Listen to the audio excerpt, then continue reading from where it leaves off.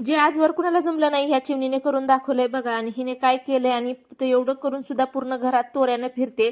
आता हिचा तर राग इतका आलेला आहे, पण आता हिने काय केले ते सांगतेच. पण त्या अगोदर सांगते की आज सकाळपासूनच क्लायंट होते आणि माझं पार्लर असल्यामुळेच कधी कोणते क्लायंट येतील हे सांगता येत नाही. तसे तर मी 2च्या नंतरच क्लायंट घेते, पण कधी कधी कोणते अर्जंट क्लायंट असतात ते घ्यावेच लागतात. तर इथे आता दिदी आलेली आहे. नाही बाई तसं आपलं काम आपल्याला फार फिनिशिंग आवडती. ही माझी बहीण आहे आणि बहीण कमी पॅरासिटामॉल जास्त आहे. माझ्या सगळ्या प्रश्नांचं उत्तर आणि माझ्या सगळ्या दुखण्याचं गोळी हीच आहे बरं का. म्हणूनच मी हिला पॅरासिटामॉल म्हणते. आणि ही आल्याच्या नंतर आमचा दिवस कसा जातो काही कळत नाही. आमच्या दोघीचे घरं शेजारी शेजारीच आहेत, त्याच्यामुळे आम्हाला काही टेन्शन नाहीये. इथं ती माझ्यासारखी मी तिच्यासारखी म्हणल्यासारखं चहा बिस्किट दोघींनाही अप्रतिम असे आवडतात. दोघी काय तिघींनाही आवडतात. माझी तिसरी एक बहीण आहे, तिला सुद्धा आवडतात. ती आमच्या जवळ नाहीये, ती नांदेडला राहते. आता एवढा निवांतपणा आईच्या नंतर फक्त बहिणीच्याच घरी असू शकतो बरं का. आता यानंतर बघा ह्या चिमणीने काय परेशानी केली आहे मला.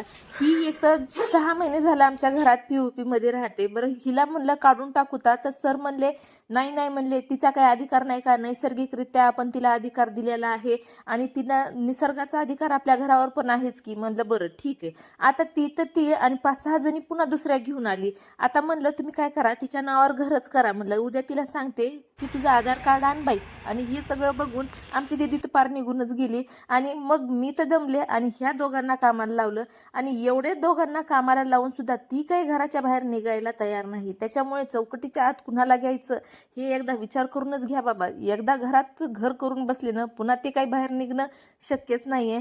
आता हिचा अधिकार आहे तर घराच्या बाहेर तिचं एवढं मोठं एक छान असं घरटं आहे आणि त्या घरट्यामध्ये तिला राहू देतात. नाही नाही, तिला घरातच येऊन POPत राहायचे. आता तुम्ही म्हणणार चिमणीच आहे बाई राहू देणं, पण कसं आहे ना, चिमणी जरी असली तरी त्यांच्यापासून खूप दुष्परिणाम होत आहे. हे सगळं आपण ऐकून आहोत, रील्स पाहतो किंवा आणखीन यूट्यूबवरती पाहतो. जीव घेण्यासुद्धा गोष्टी होतात. यानंतर त्यांच्यामध्ये थोडे छोटे छोटे किडे होतात, हे पण मी ऐकलेलं आहे. त्याच्यामुळे माझी मरमर चलते. एकटी राहत होती तोपर्यंत हरकत नाही, पण पूर्ण ग्रुपच घेऊन आली, मैत्रिणीचा झुंडच घेऊन आली, तेव्हा मात्र राग आला. आणि नवऱ्याला सांगूनच दिले तिला आधार कार्ड आणायला सांगते. म्हणलं उद्या तिच्या नावावर घर करा, एक तर उद्या मी राहीन नाही तर ती राहीन. आता एवढं परेशानी होऊन सुद्धा तिनं 1 ते 1.5 तास परेशान करून नंतर शेवटी घराच्या बाहेर गेली. आणि बाहेर गेली ते गेली आणि पुन्हा आणखी बघते कशी बाहेर ग्रिलवर बसून रागाने नुसती पाहते. आता तुम्हाला हा व्हिडिओ कसा वाटला, आवडला असेल तर लाईक करा, शेअर करा आणि चॅनलला सबस्क्राईब केलं नसेल तर सबस्क्राईब करा. भेटू लवकरच पुढच्या व्हिडिओमध्ये. तोपर्यंत रामकृष्ण हरी.